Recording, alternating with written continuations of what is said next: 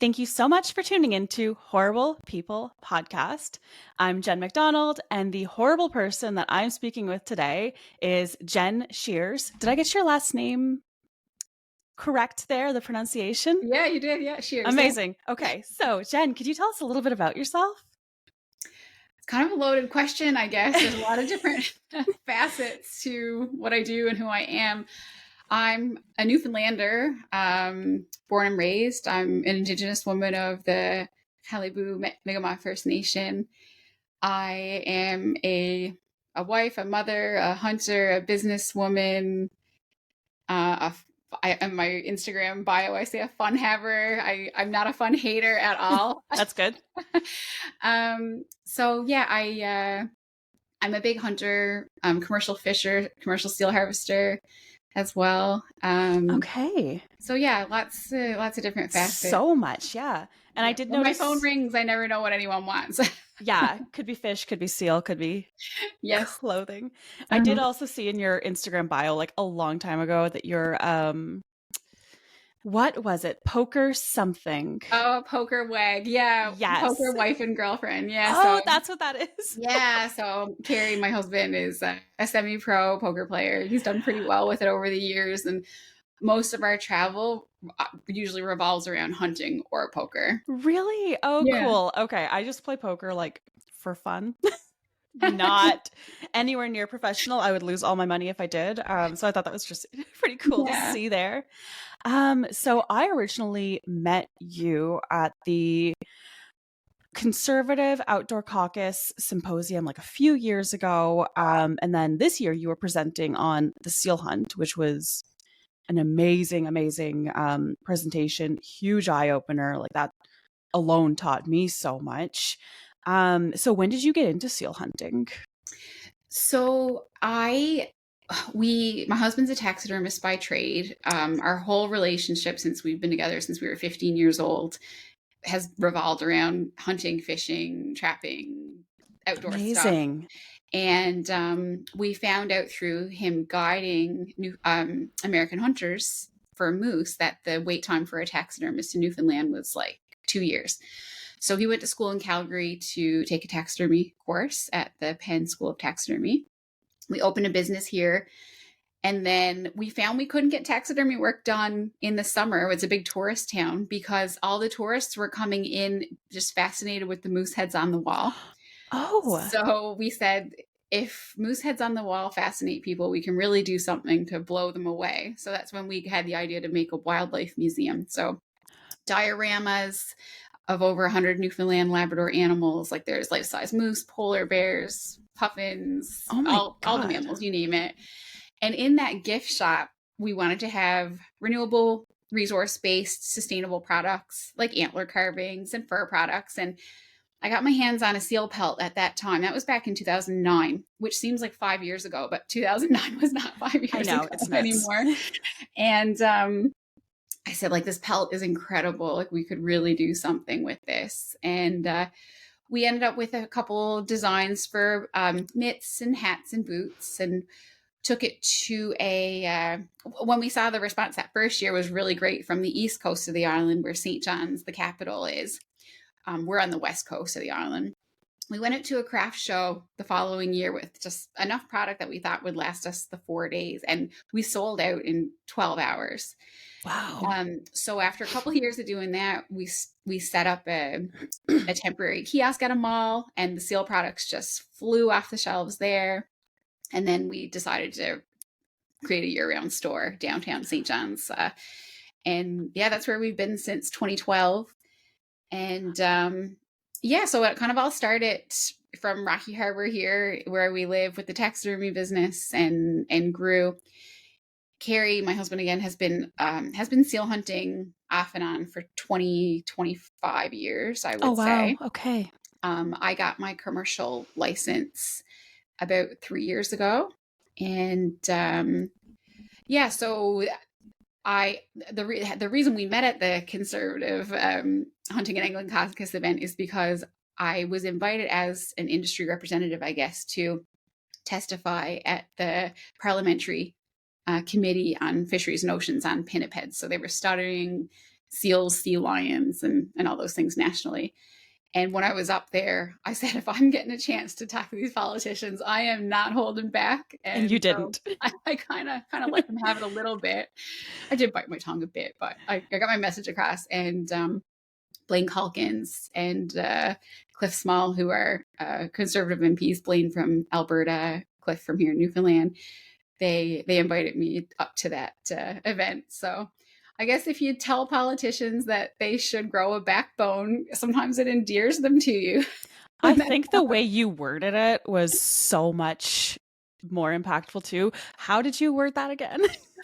Oh my goodness, I don't know. It was something about invertebrates in I said, the I was like, the ocean and the government, as far as the seal hunt has been concerned for many years, has a lot of invertebrates. So they have that in common. So I think the Yes. backbone needs to be grown. Yep.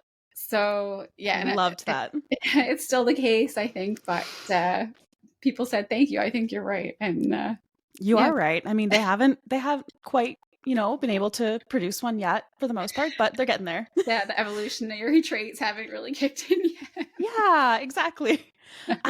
So the Wildlife Museum, is that something you guys established already, or like it was an idea?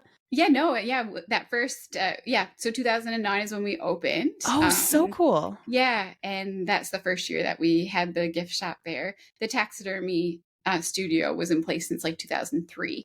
So we were a few years building up all the items and the animals, because we didn't have like a life-size polar bear at the taxidermy studio. So yeah, no, that's been a really successful enterprise for the past 15 years. Amazing. And people can just kind of go in and take a look at anything they'd like. And yeah, so you come in the gift shop, you enter the gift shop.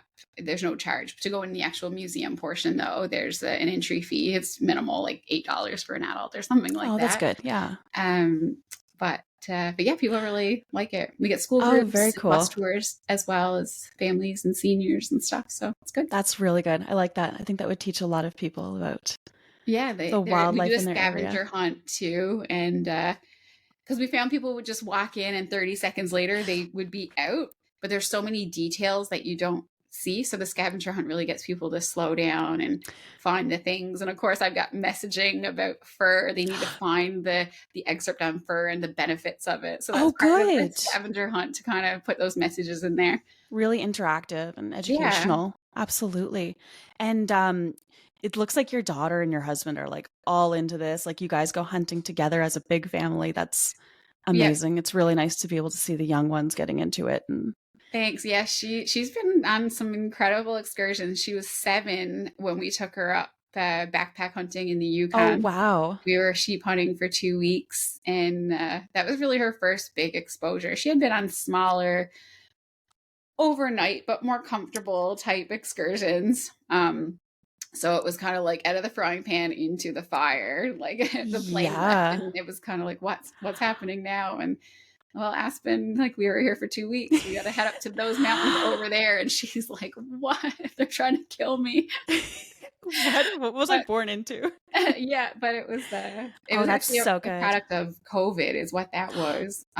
Because Newfoundland was under strict isolation requirements. So we would have gone up there for 2 to 3 weeks and come home and actually have to isolate from her for like another 3 weeks. So we're like, this is silly. So if we take her with us, then we come home and she can isolate with us. Yeah. And it was probably the coolest thing we've ever done in our lives to all be up there at that. So I'm glad, that it worked out that way. That was a really good experience. She loves fishing, and we're commercial lobster and crab fishermen and halibut. So she loves being out in the boat at that. And she's way better at fishing than I am. I suck. Really? Yeah. I'm not a great angler. I don't know. I can hunt like with the best of them, but they just don't like whatever's on my line or how I'm moving it or whatever. But they like her line. That's amazing. They do. Yeah. And the commercial license for sealing, like what was the process to get that? Is it any training or anything like that involved? So to get a seal license in general, whether it's personal or commercial, you do need to go through training. Okay. That's one of the wild things about the seal hunt. Like I've hunted around the world for many different animals. And I've never had to take a species specific course on how to properly dispatch of an animal. Like you do your basic hunter education courses where it teaches ethics and stuff like that, which is great. But you actually need to take a course on how to dispatch of a seal. So you do that. And then to seal commercially, you need to be kind of like an apprentice under someone for a couple of years. You need to have seals sold in your name. And then once you've done that for 2 years, then you can get your commercial license. Wow. Okay. So it is a process to get that. Again, convoluted. I don't understand why, because of the overpopulation of seals and the issues that we're having on the coast here and elsewhere out west. They're having issues as well. But yeah, so you do take a course, and then there's a step to get into the field. Okay. And what kind of issues are you guys seeing, like there and out west with the seals? Well, the seals now are coming into places where you have never really seen them. It's kind of like they're eating themselves at a house and home, and they're needing to expand their range. Okay. They're also eating non-traditional foods. So where you would normally see they'd be eating codfish or herring or mackerel, now they're eating shrimp and lobsters and things like Wow. that, crabs. So there was a seal harvester a couple years ago cut open the stomach of a seal, and there were like over 90 juvenile crabs in the belly. Oh my God. And do you know if they can digest those properly, or is that causing? It must be a task for them too. And beyond the digestive ability, like there's no fatty content in them like you would get in the pelagics and other fishes. So anecdotally, in the north, hunters were saying that, or are saying that traditionally you would shoot a seal, and because it had such a thick layer of blubber, it would float. But now, because the fat content is less and the blubber layer is thinner, that they sink. Oh, So wow. unless you're right on top of it to get it aboard your boat, you'll lose it. So there are changes happening. I think late term abortions in seals are up like 200%. The numbers are incredibly high and well into the millions. And that's to do with the fact that our commercial harvest has dropped off in the last 20 years or so due to animal rights protests and just how they lobby in different governments around the world. So they've bought into that, and our quota is still about 400,000 seals per year. But because the markets are closed, the price is low. It's the buyers aren't buying, so we're only taking like 25 to 30,000 a year. So that's less than 10% of the quota. So you can easily see how that population can easily get out of control and how it's gotten to the point where it is today. Yeah, I think that really, really shows people why like hunting and conservation is so important, because this overpopulation doesn't just impact like the people, but I mean, it's the animals' health. Like these animals are aborting, like they're Absolutely miscarrying. Yep. That's terrible. Do you think that the market isn't accepting as many like seal skin or anything like that because of the protests, because there's kind of animosity towards? Well, I tend to say that the access to the markets aren't there anymore, not the markets themselves, because Europe was one of our biggest consumers of seal pelts. But since 2009, the EU has had the seal products ban, Canadian seal products ban. There is an exemption for indigenous hunted pelts, but there's a whole tracking system that needs to be involved. And because the air about it is that it's an illegal product now, it's almost like people don't want to take the chance to purchase it. So when the EU market was open, we would fill our quotas every year. There were communities in Newfoundland bustling with processing plants. We were able to tan all the hides and get them sent over. So it was a huge economic driver. But now that it's closed, like I can't even send a pair of boots over there or a pair of mitts. If someone orders one on my shop, I need to refund them. Wow. It's illegal to commercially import seal products into the EU at this point. And I assume that that was made illegal because of like animal rights, quote unquote, activists. Yeah. If I would highly recommend anyone listening or watching to watch Angry Inuk. It's a film by Alethea Arnachuk-Baril, and it basically covers the trade fight that was happening at the time. And Inuit were over there. Other indigenous governments were in the EU trying to speak with the politicians, but they just kept getting brushed aside because the money machine was there. The animal rights groups were there. And really it's devastating to northern communities as well. And economically, but on a personal and cultural level too, it's devastating. But that video, if you're in the mood to get mad, then watch that, because it'll do it. It's pretty frustrating. No, I wrote that down. I'm going to save that. I'm going to put that in the show notes just so people can take a look at that for sure. Oh my God. Okay. All right. And so you have a boutique in Newfoundland, right? We do. Yeah. It's called Natural Boutique. And that's where we sell the sealskin boots, hats, mitts, coats, all the products that you can make out of the fur. And then on top of that, there is the oil, omega-3 oil that comes from seals. That's a really popular product. And then we don't sell the meat, but the seal meat is quite interesting, quite good. And so, yeah, there's multiple streams of products that come from seals. So it's an amazing resource that is untapped right now. Yeah, absolutely. But yeah, the boutique is good. It's down in downtown St. John. So in the summer, we get a lot of visitors, and they kind of peek their heads in the door, and it's kind of like, what is this? And you'll say it's seal. And then they'll say, is it real? And you're like, yeah. And then they come in, and we have really great chats with people, whether they're allowed, because Americans can't buy it either. So because of the Marine Mammal Protection Act, we're kind of blocked off in all directions. But yeah, we've had some great conversations and have been able to sway some people and made a lot of sales too, to Canadians and maybe some Americans that are going to maybe hit it in there. I guess. Yep. So yeah, it's good, really good down there. And in the Christmas season, it's busy with locals and with orders coming in all across Canada. So yeah, it's been fun.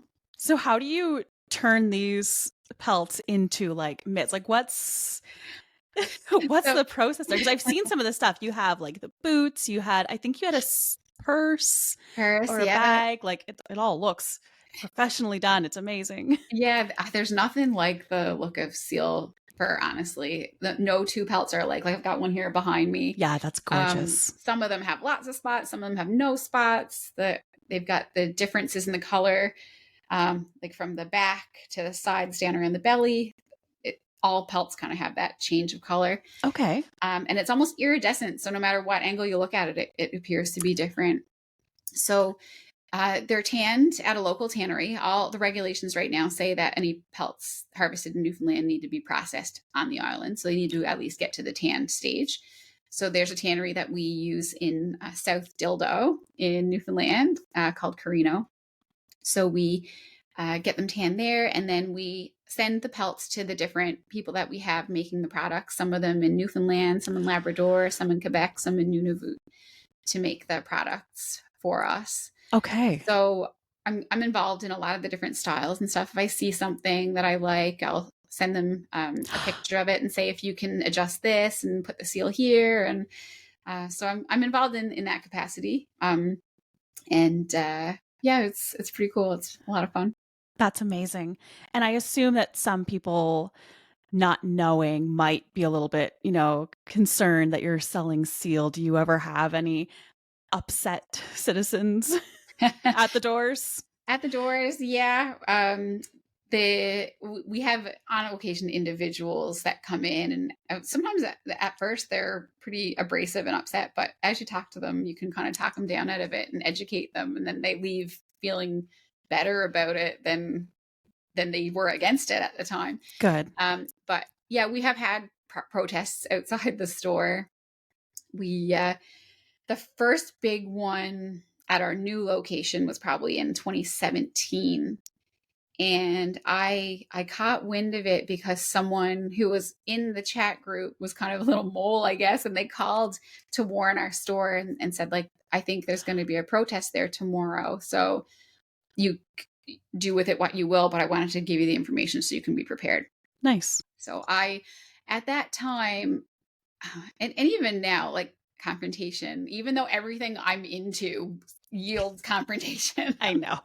whether it's like seal stuff or whether it's hunting, like, it's coming at me from all angles. I'm always fighting, even though I hate it. But I at that time, I just wanted to like curl up in a ball, and I was like sick to my stomach, and I was just felt like this is our livelihood and there's nothing wrong with it, and people are going to come down and protest against it. Like, what, why? And I was hurt by it, I guess. And then Carrie, who's always like my big cheerleader, he's like, Jen, no, we gotta turn this into something. We gotta make it positive, let people know about it, and turn it into something that they can support us on. So I went down to the store and I did a live video then saying, like, we heard that there might be a protest. Here are the reasons why we believe in seal products as an environmentalist. I don't support seal products despite being an environmentalist. I support seal products because I'm an environmentalist. And so kind of put those messages out there and try to rally people to get them engaged and on our side. And the next day, there were so many people in our store, and the protesters did show up. They were outside, but there were a lot of customers that came in. It's supporters. Like you piss off a Newfoundlander and they're going to support you doubly what they would have before. I love that. So, and that day I also did a Facebook Live. I went out with the protesters just to show people what was happening outside the store, inviting them to come down to show their support. And yeah, eventually the protesters would come back maybe every few months or every year. And I kept telling them, you guys, if your goal is to stop seal products, like, it's probably not a good idea, because our sales go up higher than they ever go the week after you guys are here. So, well, that's it. Yeah. I mean, yeah. So like, they've been less prevalent lately. I did though have that first protest. There was one really vocal woman, and she was vocal on Facebook. She was vocal actually on site. And it was so strange because her messages were so close to ours. Like, she wanted the same result, but her approach in terms of keeping away from seals and not harvesting them humanely didn't achieve what she wanted. Whereas, as we know, if you humanely harvest animals in a sustainable way, you achieve the conservation goals and the protection goals and the health of the ecosystem and the population. Mm-hmm. So she was so close to us. And I actually took time after that live video to talk to her and say, like, please just listen to what I'm saying, read what I'm writing in response. And a couple of days later, she wrote me on Facebook and said, okay, is there an address that I can send a formal apology to you?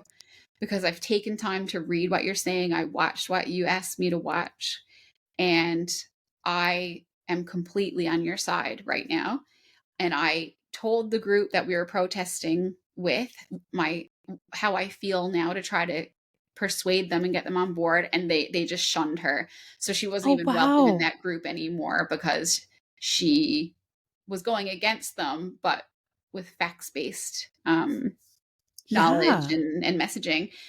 So it goes to show you, though, that because they did that, they shunned her, that they're not interested in facts. They've got their own agenda. They're being paid by these big corporations to be out there. I always say to Carrie, like, if we were in this for the real money, big money, we would be on the opposite side, starting an animal rights group, because that's where the big bucks are. Exactly. It's not fighting the good fight, I'll tell you that much. But I will never stray from that. So I think that's a huge, huge win, though, to be able to sway somebody that's so vocal, so passionate.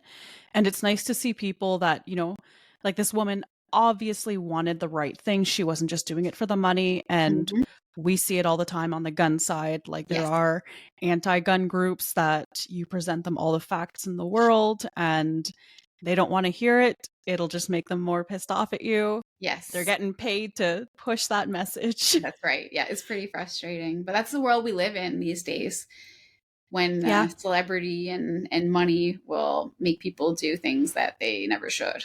of course. And it's so much easier with the seals because they're so cute and you see them on the commercials and Well, and the ones that they show typically are the white coats, which we haven't even hunted since 1987. really. But they still show them because they're cute looking and innocent looking, and it brings in the money. So even the imagery that they use isn't based on what happens. Now the white coats, they're just are they juvenile or is that a whole other? Yeah, the white coats are, so harp seals are the seals that we hunt off the coast of Newfoundland. Okay. So the white coats are the baby seals. The seals that we take are beaters, so they've shed their white coats and they're independent and they look more like this. They're still young, yes, but again, they are fully independent, and you can't just walk up to it and club it on the head like people say. That is what happens in the hunt. And with the white coats, you could do that because they were pretty well immobile. Their mothers would leave them as you approach them, and you could strike them on the head for the first strike. But there's no way you could do that now because they see you coming and they'll take leave, off like any animal would. The clubbing, though, I will touch on that. I was going to say, yeah, because I had Doug Chesson on a couple of episodes ago. He touched on it a little bit. For anyone that didn't hear that episode, yeah, definitely want to get the information out there about the whole clubbing. Yes. So essentially, when animal rights groups in the, 70s, that's when they really started, I guess, saying that sealers in Newfoundland were barbarians. They were inhumane. They're clubbing seals. The government said, well, we know that the hunt is humane, so we want to prove it to you. We want to prove to you that it's humane. So they hired veterinarians, they hired scientists to develop a process so that seals would be hunted humanely. So out of that consultation, I guess, the veterinarians and the scientists developed a 3-step process for humanely harvesting seals. The first step is called the strike. So that's usually by a high-powered rifle. We use a 22, 250, or 223. It's like coyote here. Yeah, exactly. Yeah. And then so when that happens, the next step is called the check. So you actually get out of the boat onto the ice, walk over to where the seal is. You need to palpate the skull. So you need to feel the skull. And if any part of the skull is still intact, or if I'll start by saying if the skull is completely obliterated, there's nothing intact, then you can proceed to the next step. If though you feel that a part of the skull is intact, you need to hit it on the head. So that's where like the clubbing comes in. Basically, they were saying one of the only ways to prove that the animal is completely unconscious is to make sure the cranium is completely smashed. So there's a very prescriptive tool called a hack-a-pick, various specifications in terms of the weight, the diameter, the length of the ferrule on it. And so you do need to hit it on the head to crush it. But 99 times out of 100, the seal is already dead. So it's kind of like the definition of overkill. Thankfully, I've never had to hit one on the head. All my shots have been okay. Good. And the skull has been completely crushed. You do aim for the head. So I was going to say, I assume to like preserve the pelt, plus it's a nice quick kill. Preserve the meat, exactly. And to make it a quick kill in the interest of being humane. Yeah, of course. So if you do see people hitting it on the head, excuse me, that's part of the process. You're regulated to do that. And DFO officers will be in the helicopter looking down at sealers, and if you at least don't make the motion that you've checked it, then you will be charged because you didn't fulfill that second step. Wow. And then and then also videos, you can't always believe what you see. Animal rights groups have been convicted in court for paying people to do inhumane things to animals so that they can use it, and to seals so they can use it in their propaganda. So just because you see it doesn't mean it's representative of how the actual hunt works. So then when the hit on the head happens and the skull is crushed, if that's required, You can proceed to the third step, which is bleed. So you need to sever the arteries under the flippers and wait a minute or two while the seal bleeds out. And only once you've completed those 3 steps, so the shot, the check of the head and hit if required, and then the bleed, can you proceed to harvest the fur, the meat, and the blubber. Okay. So Amazing. it's very, very regulated. It's, again, I've never had to take a species specific course for any other animal besides seal. So it shows you how seriously the government is taking it. But at the same time, the steps that we are doing to be humane look to be the exact opposite. They look barbaric. So that is a conundrum. That's a problem because we're doing these steps to humor these groups that are saying we're being inhumane. Yet the footage that comes out of it looks terrible. Looks kind horrible. of bolsters their whole narrative as it is. So it's tough. It's a pickle. Yeah, absolutely. That's kind of where, education comes into play, but then how do you educate somebody that doesn't want to hear it? Absolutely. Yeah. Unless they're coming in. I had someone, another story is that we were at a trade show in Fort McMurray, I think it was. And the lady walked up to the booth and said, seal products, and you should be ashamed of yourself. And instead of saying like, go away, Mrs. I was like, come in, let's talk. Let me that there is the perfect opportunity. Yeah. Yeah. Let's see what's at the root of this. And by the time she left, she literally bought a pair of boots. Oh my God. Yeah. Oh, I love that. And yeah, having like a woman there too. I mean, like you as a female outdoor representative, it's easier, I find, for other women to talk to you because it's just not like, some of those women are like, oh, you're just mansplaining to me if it's a man being like, I can see that. Yeah, it's totally. Well, I mean, Carrie's approach is totally different than mine. Oh, anyway, really? But just the 6'2" bearded man versus the 5'4" petite. Yeah, it does make a difference. You're right. No, totally. The product that you have in your store, is that all seal that you and your husband have harvested? Is there a team that harvests that? Yeah, so we can't harvest enough ourselves to fill all of our orders and all the products we make. So it kind of all gets pooled to that one tannery that exists on the island, and then they'll distribute it once they get them all Very tanned. neat. So certainly our pellets are among it, but it's not all of ours. Yeah. It's all from Newfoundland. It's all Newfoundland harvested seals. Oh, that's beautiful. Yeah. And if anyone from the States orders, do you have to refund them as well? Like, can you only sell within Canada? Yeah. So first we contact them and say, like, do you have maybe a summer home or in Canada or a winter home in Canada? Somewhere around this.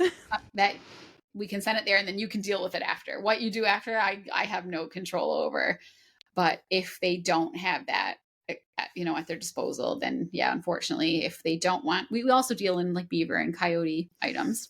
Okay. So we'll offer to substitute an item. But most of the time it's the seal that they want, and so we have to refund them. Yeah. I didn't realize it was just so restricted to Canada. Do you think that'll ever change? I'm hoping. The EU just finished, or they're in the process, I guess, of doing a fitness test or something like that on the bans that are currently in place over there, and seeing if it all checks out and if it's working. So many people submitted submissions to that and rationale behind why it should or shouldn't continue. And I guess when they're through with that process, then they will make a decision. But I'm hopeful. I mean, there were like 13,000 submissions. I probably 12,000 plus were for aunties, Oh, okay. But all those submissions were like 3 lines saying, this is cruel, seals deserve to live.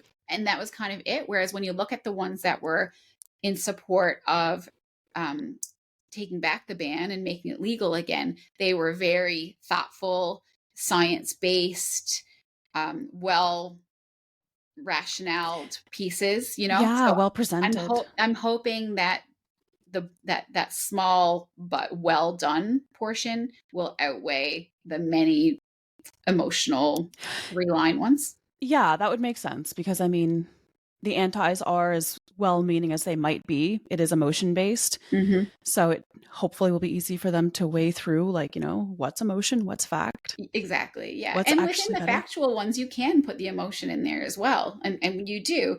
Like, I care about the welfare of animals. Yeah. That is why a proven humane harvest that yields biodegradable products, basically, we can compost the vast majority of our products when we're done with them. So the long-term environmental damage is minimal. So you can put that into play. Like, seals will be choking on the plastic-based clothing that they Yeah. want to use as alternatives. So a bit of long-term critical thought needs to come into play, and the emotion comes into play with that too. So I'm hopeful. I've been let down many times I before, know. but maybe this time will be different. And I mean, you're boots on the ground, so you see the impact of the overpopulation and Oh not being yeah, able to hunt more. sure do. Yeah, the government also got rid of the nuisance seal license that used to exist. So if a fisherman was out there and we were hauling in our nets and the seals were getting into it, you could dispatch them because it was a nuisance seal and it was having an impact on your catch. But they got rid of that license. So now they know they can come in. We're throwing back juvenile crab, which is our conservation mechanism for crab, throw the young ones back. The seals are there waiting because they know you're throwing it back and they'll take it. Just So eating it. yeah, just eating it. So the conservation measures we have in place aren't going to work. No, for sure. Yeah, it's kind of frustrating. Yeah, so in the And long term, it won't be good. no, absolutely. And you went to school for environmental biology, right? I did. Yes. Yeah. I worked with Parks Canada for a lot of years and starting at like 15 or 16. I did French Wow. immersion. So I'm completely fluent. And my only question when I was 15 was, do you speak French to get into Parks Canada? It's not the only reason I stayed or they kept me, but it's the only reason I got in at like 15. And in those years when I was finishing up high school, I was like, yeah, this is really something that's up my alley, the outdoors and conservation and ecology. And so then, excuse me, that's when I decided to take that in university. So I went to 4 years, but the last couple of years or the last year was like a reduced course load because I was also working at the same time. And before I could graduate back then in like 2004, I was offered a year-round permanent job with the park. And so I was kind of in a dilemma, like, do I finish my degree or do I go to work? And then I'm thinking the whole reason I'm going to school is to get a job like this. So if they're willing to offer it to me before my education's finished, then I need to take it. So I took it, and all through my career there, it's like, yeah, I'm 2 courses shy of a degree. And anyway, 2 years ago, I went back and finished them. So I Oh, cool. convocated, or last year, I convocated last year. So it was like 23 years, I think, start to finish, but it's done. You got it So done. I did. Yeah, Aspen got to watch me walk across the stage. And when I started, she wasn't even thought of, you know. Oh my So God. it was pretty cool. But yeah, I did take environmental biology because it's real passion for me, and it's in line with everything I believe in to my core, and it has come in handy, in being able to dissect the scientific papers that are out there and arguments I that I'm bet. trying to make and stuff. So it's pretty useful. What work did you do with Parks Canada? It was Parks Canada, right? Yeah. I was an interpreter for a lot of years. So I would take an interpreter, not like language translator, but Okay. out on the land doing guided hikes and telling people about the geology, the ecology, the biology, and the culture as well. Oh, amazing. And then I moved into the service national office in terms of delivering service training and service standards and how to communicate with people and how to serve guests and being hospitable and all Very that. cool. Yeah. So, but having that field knowledge from my years out on the ground, working at the visitor center, working out on the land, helped me be able to determine how to communicate with people on the ground because I did that job. for a lot of years. So I had some street cred, I guess. Yeah, that's it. For sure. Yeah. And you and your family seem to like live off the land. Like you're in moose country there. I mean, I visited Newfoundland in the summer. And I was like looking everywhere, they're selling moose. And I'm like, how the heck are these people like, because we're not allowed to sell wild game. So I'm just like, are these like domestic moose? What's going on? So I start looking it up and there's like more moose than people. And yeah, the moose story is pretty interesting in Newfoundland. So woodland caribou was our only native ungulate on the island. And back in 1904, they introduced 6 moose to the island. And from that, the population just exploded. We're a logging island, so moose really do prefer early successional forests. So when the trees have been killed or cut down due to insect kill or fire or cutting, they do like what grows back. That's their prime food. Okay. So like the deciduous trees are usually the first to come back, and that's what they love. So we've kind of created the perfect environment for them on the island because it's a logging island for pulp and paper. So they just, and it's so sparsely populated that they had their run of it, you know? So, I think the population was up to like, I don't know, like 150,000 or something. That's crazy. And that's with 30,000 being taken every year in the hunt. So restaurants can get a license to purchase meat from hunters. Some families can get, depending on how the pool system works, they can get like 2 moose or 3 moose in a year in a season for a household. Okay. If 3 people are hunting and get their license. And so that's too much for one family, really, if it's a smallish family. So yeah, you can. Well, that's true. Yeah. It's kind of like deer up here. I mean, we can get multiple tags, but deer are so much smaller than moose. It's not, that's going to feed the family. The moose, I can totally see that being. Do you guys see any impacts from the massive population of moose, or is it works out well? So they're on the rest of the island. The impacts were pretty minimal. The main impacts were on the highways, actually. Moose accidents, moose vehicle collisions, unfortunately.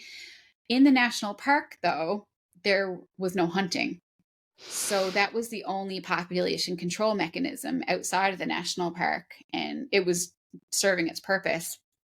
Within the national park, though, in our park, which is like 1,805 square kilometers, there were over 8,000 moose. Oh my goodness. And that's including like a lot of places where there's big bodies of water. So moose aren't living there. Yeah, so that's true. There were some areas where there were 27 moose per square kilometer. National parks are established to protect native species, whether that be trees, plants, or animals. And we were running into a situation where moose, a non-native species, was leading to the elimination of certain native species of trees. Okay. So a consultation process began 15, 20 years ago, maybe, to figure out what to do about it. And so since 10 years ago, I think there's been a moose hunt in the national park. Okay. So is this a fairly controlled? Yes. So, I mean, the regulations are much the same, except the use of all-terrain vehicles. Okay. Outside of the park, you can, once you get an animal down, you can bring a quad in to retrieve it and bring it back out, but that's not permitted in the national park. Oh, okay. So everything needs to be done by manpower. Backpack it out. Yeah. And so the season goes into December, January, when there's a little bit of snow. So you'll see people going in with like pelican sleds, and they'll be pulling those with full moose. So, oh my God. Yeah, it's a different way. And snowmobiling is also allowed in the national park. Oh, okay. Under very specific conditions. So you can retrieve them that way as well. That helps. But yeah, the population has been reduced down to about 2,000 or so. Okay. So yes, it's worked, and places are recovering.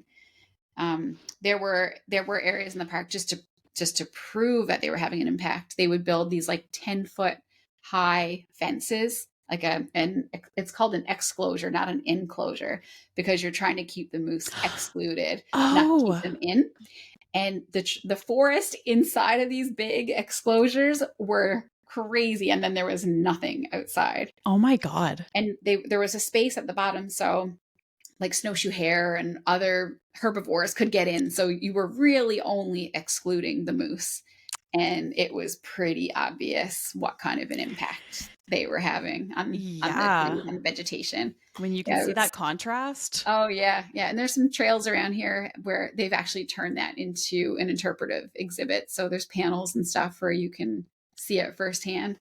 Huh. And but yeah, the hunt in the national park here is a great offer for local people anyway. Definitely. Do you and your family hunt moose every year? I tend to get a license every year. The area I go to is pretty small and hard to get to. Okay. So not many people apply. So I get that license every year. And I think the park, if you apply for the park, you'll get it. But I tend to stay away from the park. I just like to go to my regular area. Yeah, I hear you. Absolutely. I totally understand that. Oh my God. That's awesome. Do you have any exciting hunts coming up for the rest of this season? Well, moose hunting, I guess, is what I'll be at. I'd like to go to Aspen in the hills and do a little ptarmigan hunt or something like that. That's cool. Pretty fun. Yeah, she enjoys that. So, yeah, a few years ago, I ended up getting. It's funny when you talk about how big moose are. For a couple of years, I was really focusing on sheep hunting and deer hunting. Oh, and I wasn't moose hunting much. So a couple of years ago, 2 years ago, I went in and I got a moose alone by myself. And then when it was on the ground, I was like, I forgot how big these things were. I was used to deer and sheep. So it was, quite an endeavor to break that thing down. But yeah, hopefully I'll get at that again. Maybe I'll get Carrie to come in with me this time. I enjoy hunting with him. He's like one of the best hunters I know. And we don't get to spend a whole lot of time, just two of us on the land, because Aspen usually is with us. Oh yeah, fair enough. School during the moose hunt, so we can go in for a day or so and get in there and hopefully get it done before the snow comes. That would be great. It's so much fun when we go in when they're coming to the call. Like there's no hunting like that. I bet.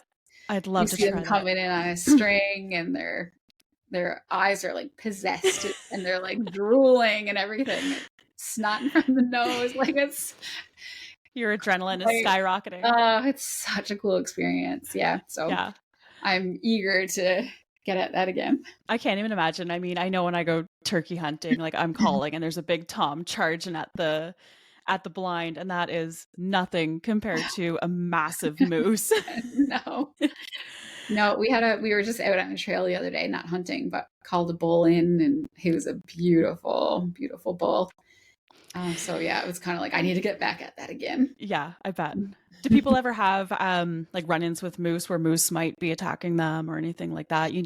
I don't hear of it too often. In the fall of the year, you might get a bull who's a bit territorial and he might come at you, or in the spring, a cow with her calf or something. But but just like fair. You don't hear too much about it, no. Okay. I'm not very familiar with moose hunting at all. It's something that I've always wanted to do, something I will do one day soon. But yeah, you always see these videos of people getting charged by moose. And I'm like, is this just like videos, or are all moose like this? No. Yeah. Well, I mean, if you ride your skidoo up to a moose in the middle of a trail, then it's sort of like a common sense kind of thing. Yeah. Like what do you expect the moose to do kind of thing? But, that's it.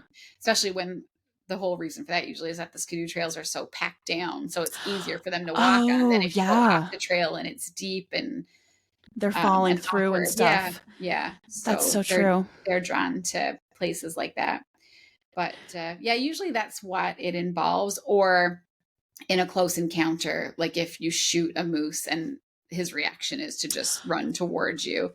Thankfully, I haven't had that happen. But that could be another situation where it happens. What do you use for moose yourself, like rifle caliber wise? Yeah, so I use a 6.5 284. Nice. That's my sheep gun and my deer gun, but with a well-placed shot, it's plenty. Yeah, I think a 6.5 is great.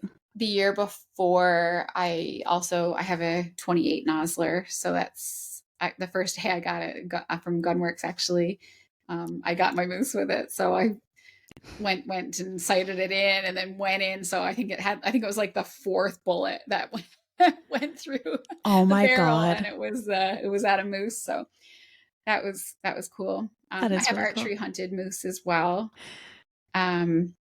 which is a lot of fun. Yeah, I bet. Absolutely. Oh, Yeah. that's amazing. This went by really fast. I can't believe it's already been like almost an hour. Hasn't it? Holy smokes. I know.